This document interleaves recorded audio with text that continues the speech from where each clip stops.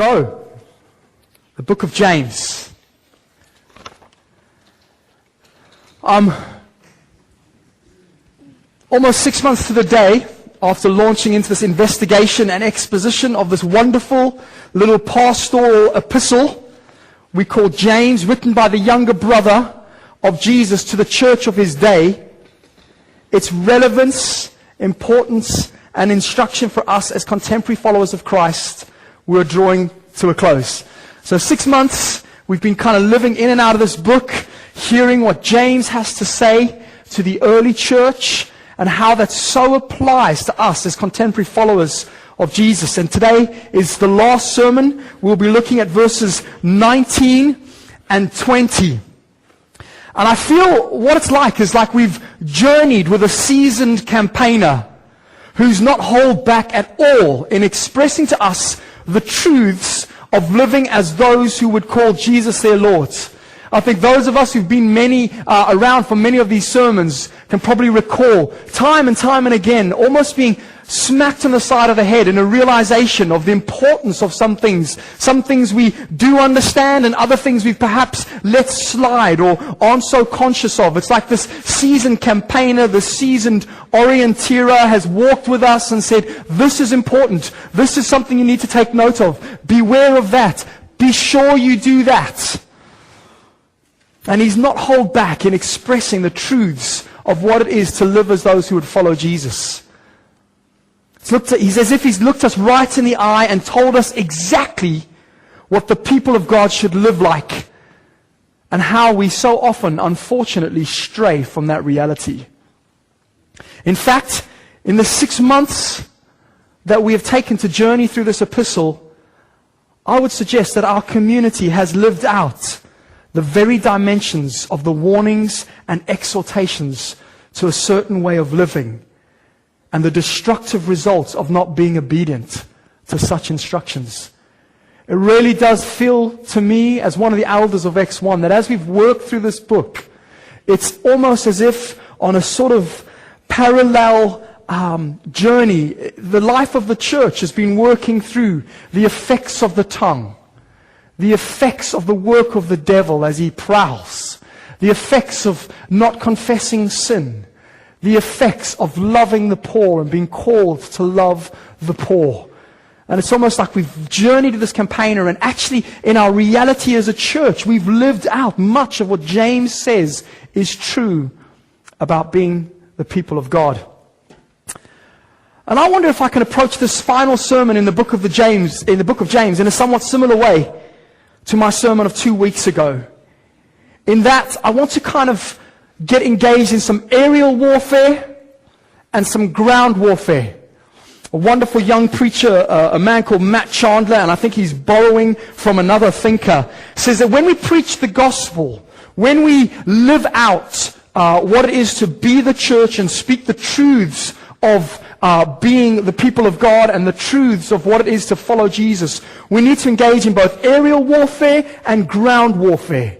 And aerial warfare is considering and discussing and living out the truth of how the gospel affects culture. What does gospel mean for cultural issues? Issues that are far broader and wider than our personal lives or our personal life as a church. Aerial warfare. The gospel impacts culture. The gospel doesn't just change individual hearts. The gospel is a total social renewal. It is a total transformation of how people should live. And so culture is impacted by this. Philosophy is impacted by this. Ethics is impacted by this, because it's so all-encompassing. And so we need to engage in aerial warfare, but we also need to engage in ground warfare. What does the gospel mean for our everyday lives? What does the gospel mean for the way I live? What does the gospel mean for my relationship with my wife and my children? What does the gospel mean for my relationship with me and my wallet? What does the gospel mean for the relationship between me and my sexuality? Our individual lives and journeys and corporate lives and journeys. So what I want to do, if I can, if you will let me do that, and I'll probably do it anyway, but is I perhaps want to make sort of two cultural, sociological, broad background points before advancing into a brief exposition of these two verses. We're just going to look at two verses and finish up. And then I would like to make some conclusions that I think we should and have to take away from our time in this great letter. And then you don't have to say goodbye to James. You can study him. You can study what he wrote to the church, of course, on your own or together in groups. But we're going to be moving into a new series called 10, where we're going to get 10 of our leaders, people that we are full of hope and expectation, full of gratitude because of their leadership and devotion and desire to serve this people, to preach 10 sort of sermons, 10 mini sermons through the 10 commandments. And so that's what we're doing through the summer. And I'm very excited to see people old and new sharing with the church on these great and wonderful commandments.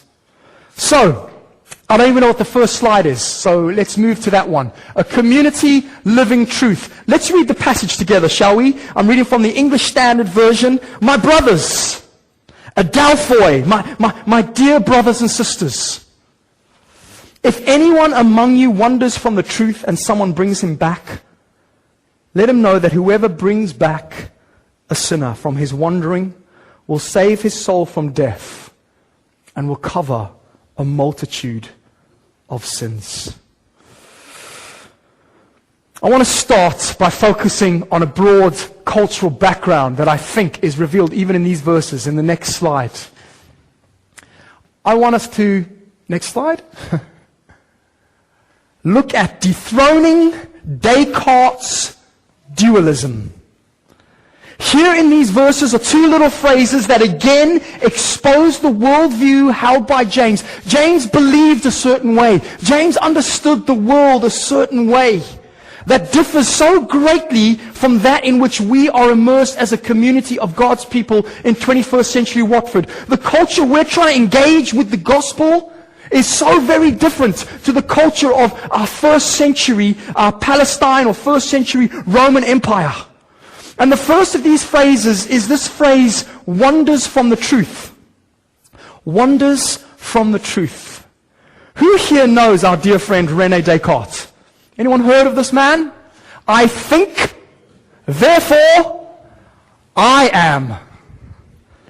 Descartes has often been dubbed as the father of modern Western philosophy, the philosopher that has profoundly changed the course of Western thinking. And he sets the basis for what modern life is. His understanding, what he wrote, what he pioneered, it's affected everything that is how we think and live today. And he is the pioneer of one thing that I think is perhaps the almost supreme destructive thing to being the people of God, which is a mind-body dualism.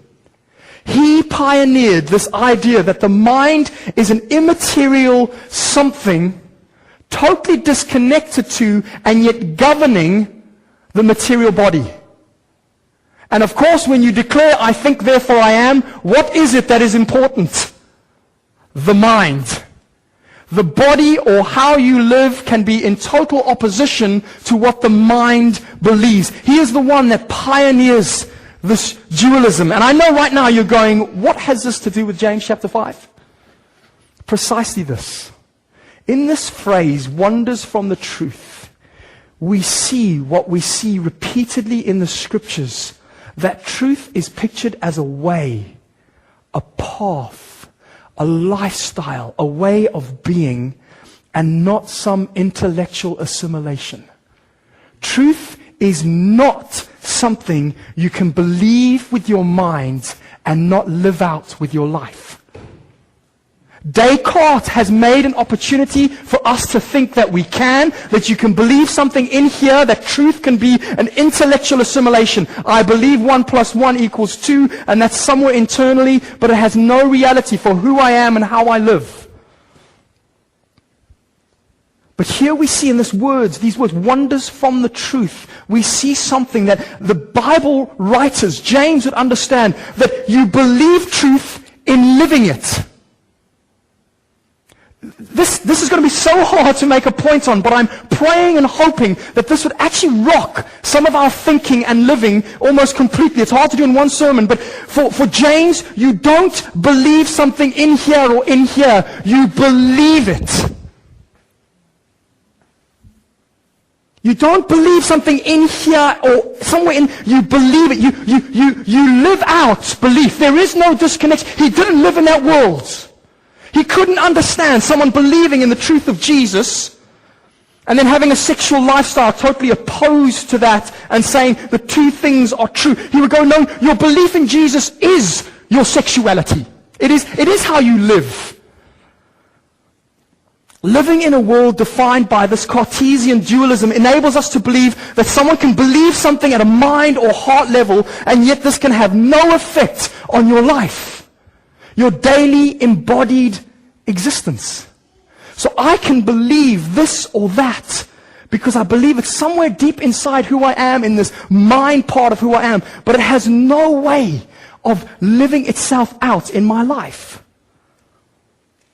I think a way of saying this is that what we live in is a time where belief becomes thoroughly interiorized or subjectified. In other words, it is what I believe and it's locked somewhere deep in here, but that's where the truth is, that's what I believe, and it doesn't have to have any impact on my daily living. And James is saying, you can't believe truth in that way.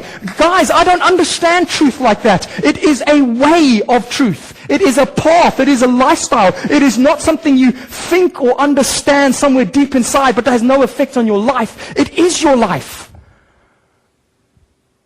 What you believe is how you live. And it just totally, for me, as I think through these things, it totally makes me rethink what it is when someone says, I believe the gospel.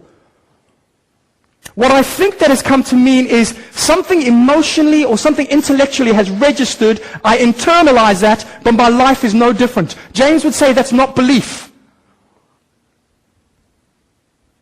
Do you see where I'm going here? James would say that's not the truth. You can't interiorize it. You can't believe the gospel and there be no life change. The gospel is a new way of life. It finds me really going, wow, we've journeyed with this guy and he's undoing everything I've understood about how personal salvation takes place. It's a whole new way of understanding. We live in a time where there can be this radical split or divide between what someone believes and what they embody.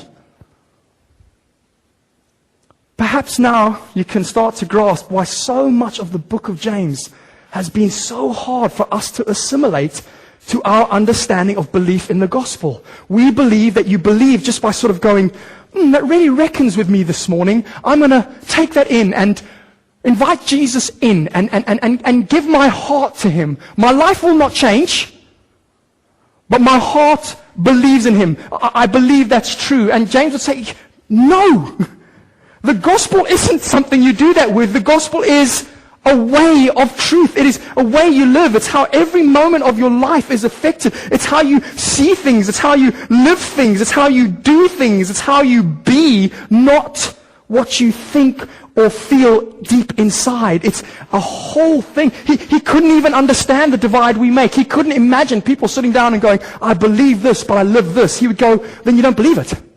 No, I do believe it, but I live like, he said, but you don't believe it. No.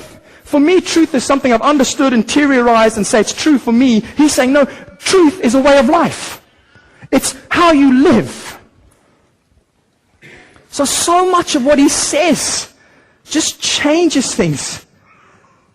We have this understanding that to believe in the gospel is to take something in and say, oh, that's so true.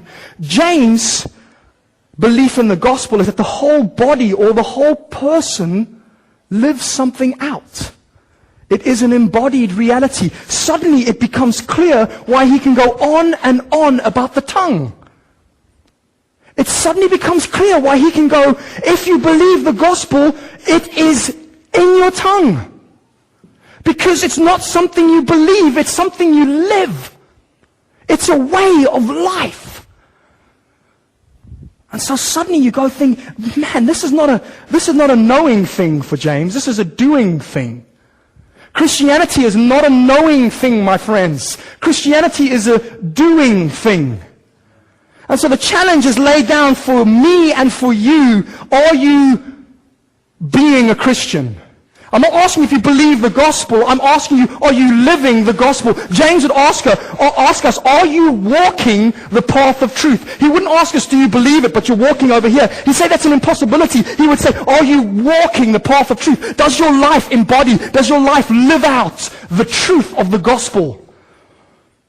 It's a question we have to ask ourselves. It's a question James has again nailed us with, and because we live post-Descartes, we walk away going, well, I believe these things. My life can be totally different. He's saying, there's no way.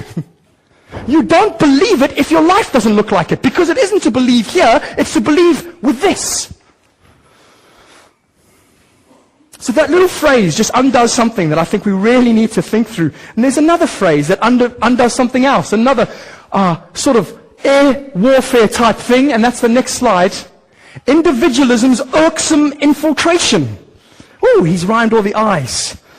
Another phrase that I find significantly revealing at this air level, at this, what does the gospel mean for all of culture, for all of living, is this phrase. If anyone among you, and it goes on, whoever brings back a sinner. Here we see the truth within what is an almost always negatively understood declaration of the early church fathers. Outside the church, there is no salvation. Which, thankfully, because it can be very misread, has been reformulated in this way. This is what the church fathers, dare I say, Roman Catholics, because that's who we have a go at, meant when they said that. They mean this. All salvation comes from Christ, the head, through the church, which is his body. The way Christ will reach out to people in our time is through us. That's how he intended it and purposed it to be. Yes, I know of stories of Muslims being spoken to in dreams. I think it's radical and wonderful. But 9 times out of 10, Christ gets to people through us. Christ gets to people through his body, the church. Salvation is always a community thing, which we find almost impossible to believe 150 years into a society governed by this irksome infiltration of individualism, which says, I can believe or exist totally apart from any sort of community. Alexis de Tocqueville, who was a 19th century French political thinker, sums up most wonderfully the nature of individualism. You're kind of going, what does Simon mean by this word? Listen to this French thinker. He writes, individualism is a calm and considered feeling which disposes each citizen to isolate himself from the mass of his fellows and withdraw into the circle of family and friends. Starting to make sense now? He's saying this in 1867. So he's 140 years ahead, thinking, this is what individualism means. To be real, to exist, is either just as an entity or maybe extended family and friends. But broader than that, we need no existence. With this little society formed to his taste, he gladly leaves the greater society to look out after itself. There are more and more people who have gained or kept enough wealth and enough understanding to look after their own needs. Such folk owe no man anything, and hardly expect anything from anybody. They form the habit of thinking of themselves in isolation and imagine that their whole destiny is in their hands. I can make myself. I am the great I am. I can make myself into this great achiever. Such people come to forget their ancestors. That's true of my life. But also forget they will have descendants and even lose touch with those around them. And he closes this remarkable section, Alexis de Tocqueville, with these words. Each man is forever thrown back on himself alone, and there is a danger that he may be shut up in the solitude of his own heart. He's saying this 150 years before it is so thoroughly a cultural reality that we are individuals who exist for and by ourselves that it's almost prophetic. James doesn't understand Christian life that way. You see this last line, there is a danger that he may be shut up in the solitude of his own heart, nails the alarmingly destructive infiltration of individualism into the life of the church. We say my belief in Jesus is a personal thing, do we not? And almost every song we sing intensifies or enforces that fact. I believe in Jesus. When you died, you thought of me alone. A whole world world is governed by the sense of I, me. I come and I sing worship songs to Jesus, and actually all of you can be locked out because I'm singing to Jesus and none of you count. It's just that I have to be here together on Sunday. James is saying there is no such thing as an individual Christian. He's saying that we work together. If someone strays from the truth, well, it's obvious that those around him, those who are knitted to him, those who find their life in and through one another will draw him back, will bring him back. Think about how this affects relationships. Again and again and again, in this short time of leading this church, I've seen two people go, two individuals, now together, totally separated from community. And we lose them. We lose them. They just go into this isolated world of, my relationship has nothing to do with the church. You have no business looking into my relationship. It's mine. We recently had an event where we had to ask someone to leave the church, and then there's a letter written to us which tells us, how dare you even think you have any business as elders into how I live my life? Am I wrong? How dare you even think you have any business looking into my life as my elders? God forbid the infiltration of individualism. I have every right because you're part of my family.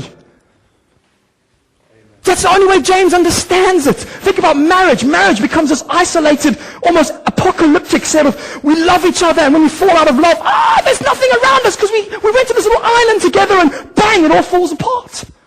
You marry into the church. Your marriage is part of the infrastructure of this church, not something you do alone that you bring to church. It is the church. Children, oh my word, children are something we raise alone over here. We're lucky if we even let them hang out with the church. Your children are my children.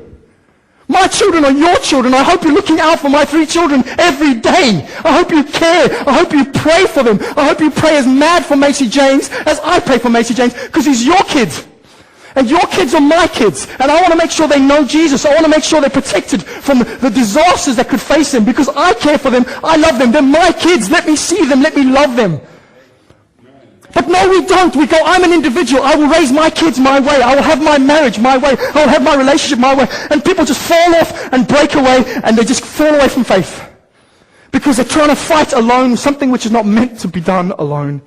Forgive the emotion. James says belief in Jesus is a profoundly communal thing. It puts a whole new light on the Apostle John's words. Beloved, let us love one another, for love is from God. And whoever loves has been born of God and knows God. Anyone who does not love does not know God, because God is love. 1 John 4, 7 and 8. Can I ask you this morning if you think John means that John is asking, do you love God? Because that's how you know you love God. Or is John saying the only way you can know you love God is by loving the other? It is quite simply and impossibly, it is impossible to love Jesus alone. You can't love God alone. There's no precedent for it in the Bible. You love God through your love for others. That's how he understands it. You're knitted into a body.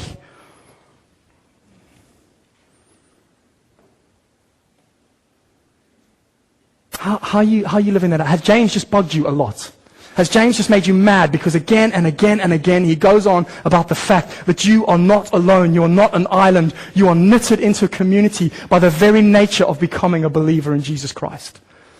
The gospel is not just about some sort of individual gift thrown out to people to enjoy and have alone. The gospel is about being confronted with a new king, being confronted with someone who's making a new nation, someone who's making a new people, and saying, in obedience, I will live amongst that people. I will throw away the things I've believed. I will turn from the sin that has kept me out of this community that you're raising, that has kept me from serving you as Lord. Thank you that you've crushed the effects of sin, that I can know freedom and joy and unity and peace in the people of God because of what you've done, Jesus. The gospel knits us into something social. The gospel reforms our identity into being the people of God. The gospel makes us people who, when we see someone wandering from the truth, we bring them back.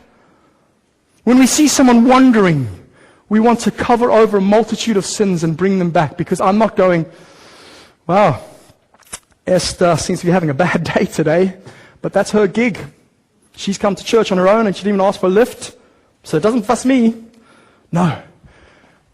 Family. Let's move on to the passage. 10 minutes. John MacArthur, next slide, he suggests, so my brothers, if anyone among you wanders from the truth and someone brings him back, let him know that whoever brings back a sinner from his wandering will save his soul from death and will cover a multitude of sins. John MacArthur, who's very anti-charismatic, his loss. The epistle is written to confront the assembly of professing Christians and call them to examine their profession to see if it's a real faith or a dead faith producing nothing. Now, I kind of agree. There's been moments in the book of James where it's felt like, man, do I really believe in Jesus? And so it's kind of true. But I think he's coming from a sort of fundamentalist background, which I don't think helps what James has been trying to do. Now, so I'm not sure that's a correct assessment of this book. But what I will say is that these last two verses offer a conclusive summary of what James thinks the church is. James believes the church is a community living truth. We, the church, are a community living truth. Verse 19, my brothers, if anyone among you wanders from the truth and someone brings him back. See how James uses the words, my brothers? Now, James had every right. I mean, he is the brother of the main man.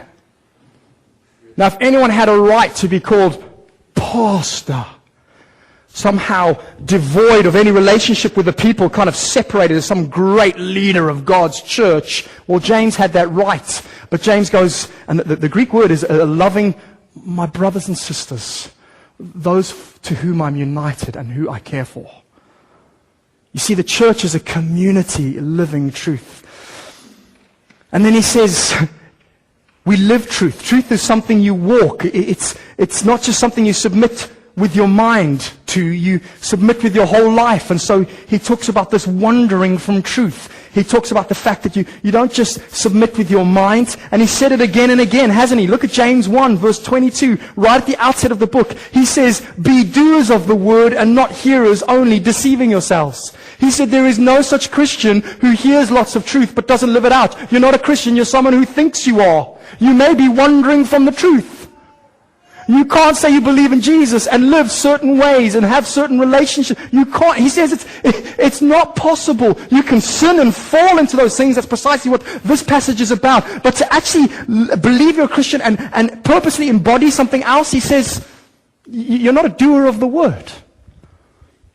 It's not something you just submit with your mind and say, that's true. It's actually really nice. I get heaven at the end of this as well. He says, there's no such Christianity like that. We're a community living truth. He says it again in James 2, verse 14, doesn't it? Which we find really sort of, whoa, this is a bit intense, James. Isn't it about grace and faith? And he says, what good is it, my brothers? If someone says he has faith but does not have works, can that faith save him? Duncan took us through this passage. We're kind of like struggling with, whoa! There should just be a Christianity that has no implications on my life. Yes, if you live post-Descartes and individualism, you can have a Christianity which is somehow deep inside there that has no impact. You can be a Christian and not even go to church. James said, not possible. It's not possible. If you're not going to church, you're wandering from the truth. You may still be a Christian, but you're not a community living truth, so you're not. Come back. Come back. It's not just something we submit to with our mind. We submit our whole life. We're a community living truth. Not a community who can boast, so Andy Smith, how many Bible verses can you say off by heart in the next minute? I'm really a Christian because I can do 40 and I know you're down at about 22. I'm really a Christian. He would say, and Andy has every right to say, but are you doing it? Are you doing it? What's your relationship like with the poor? What's your relationship like with the widows and the orphans? James understands that to be the church is a community living truth. The next verse. Let him know that whoever brings back a sinner from his wandering will save his soul from death and will cover a multitude of sins. It's actually quite a difficult verse because it's hard to understand whether James, because he's writing to a church, is talking about some within the church that perhaps believe they're Christians, but their lifestyle in no way is portraying that. And so other members of the Christian community have to say, yo, hey, you're not a Christian, i.e. what I mean is you're not living out the gospel. Not you're not saved or anything. You're not living out this thing. Origen says that this is so critical a part of being a Christian that he almost thought that it was one of the ways that people could receive forgiveness of sins, along with martyrdom and baptism. Restoring someone, helping someone come back into the fellowship was this glorious thing that almost, he would say, 2nd century, I could be wrong there. Origen, so he was wrong on a lot of other things, but he's saying it's such a noble thing, it's such a thing we're called to do, that Christ offers the forgiveness of sins as we restore one another and help one another come back from wandering. One contemporary writer says, this task is often about as pleasant as trying to help a wounded dog. You're probably going to get bit no matter how you try to help him. How true is that? You see someone wandering and you're like, I know I shouldn't do this because you're an individual, I'm an individual, we're not even connected in any way whatsoever. But you really shouldn't be doing that. It's a community living truth. We love one another. There's another way of seeing this, that perhaps it is about a community living in such a way so as to constantly be seeking to bring the gospel, to bring God's life into those who are dying, those who are far away from God. And by bringing them into the people of God, by seeing them become saved, seeing them turn from their sin, you save them from all the sins that they could have continued to do. And in fact, you save them from this life of sinful emptiness and lostness, this curse of God to be cast away from His people because you didn't want to be a part of His people. You have an opportunity as God's people to bring back a sinner from his wandering and to save his soul from death. And as I said, Origen thinks it's to cover some of your own sins. That if you're in a lifestyle constantly seeking to draw people into the church and to build them up, you're probably not going to sin like someone who's going, I can't be fussed about that. It's about me and my gung-ho Jesus pursuit. But one more thing about this passage and then just some conclusions. Who is it that is giving all of their time, devotion, and prayer to restoring sinners? The elders? The staff? Kids workers? Maybe every so often mention it to the tea and coffee team? No, you. You. It is your role as a follower of Jesus Christ, as someone who's part of a community living truth, to give your life to restoring and helping and encouraging others to live in the center of God's will for their lives. You know what I have discovered that is so true? When someone is not living in relationship with God, or they are finding themselves enjoying sin, one thing you'll find about them is they've certainly strayed. They are no longer in the center of the community. It's almost like a living movie that we as elders go, 6 weeks no Sunday. Something's up. What's going on? I've met a non-Christian girl. Yeah, what's going on? Well, I'm just staying over at hers most nights, and I just don't feel right being at church. Strayed from the truth. It's just such a reality, and James nails it. So what are the conclusions we can draw from this book? I think there's a number, and I probably left out some that maybe each of the guys who've preached would say, I wish you could have emphasized that, Simon. I wish you could have emphasized that. And maybe we could emphasize some others as part of our small groups on Wednesday or Tuesday or Wednesday or Thursday this week. But here's some conclusions that I thought we could kind of build on. Our next verse. Next one. Sorry. All right, great. Conclusions. The Christian faith is a lived out lifestyle. It's not something you believe. It's something you are. It's something you embody. It's something that everyone sees because you live it. James has again and again and again struck us over the side of the head with, no, I thought I could just believe it and live like an absolute atheist. No, then you don't believe. Yeah, but I do believe. There was a moment when I was 9, I put my hand up and said, yo, Jesus, He's a great guy, so loving and kind. Yeah, but you don't believe it because you're not living it, so it must have just been an emotional moment. No, you live it. The Christian faith is a lived out lifestyle. We find this hard to hear. I find this hard to hear. Because I want to just be able to go, I'd love to sin like crazy and still believe that I'm a Christian. You follow Jesus. You live like Jesus. The Christian faith is a lived out lifestyle. The tongue is the barometer of your belief. I love that one. The tongue is the barometer. Again and again, hasn't he? James just said, let's get back to the tongue. So you say you believe this and this and this, and you're going to church and all that, but your tongue, my word, it's the barometer of your belief. And sometimes it is saying that you believe nothing. Other times it's saying, are you even a Christian? Because your tongue is not displaying that. And for the Hebraic people, for the Hebrews, that's what you have. And I said it when I preached the sermon ages back. David goes, I've seen your love, I've seen your life, I've seen your glory and your power. Psalm 63, my lips will praise you always. Why didn't he go, I'll go to church every week and raise my hands? Because, no, he goes, my lips are the barometer of my belief, of my devotion and my trust in this glorious God whom I've met. The tongue is the barometer of your belief. Sin is destructive and undoing. Don't mess with it. Run from it. Sin is destructive and undoing. Don't mess with it. Run from it. That's why Christ was crushed on a cross. Because of the power and the effects and the destructive nature of sin. Christ saves us from sin. Christ brings us into freedom. But we can kind of go, temptation. Very nice. Don't. James would say it's destructive. Don't mess with it. Satan and spiritual evil are real and are at war with God's purposes and people. James would say, guys, whatever Descartes and all his mates have told you, Satan and spiritual evil are real. And they are at war with God's purposes and people. Be aware of that. Prayer, all forms, are central to Christian existence. The church is a community living truth.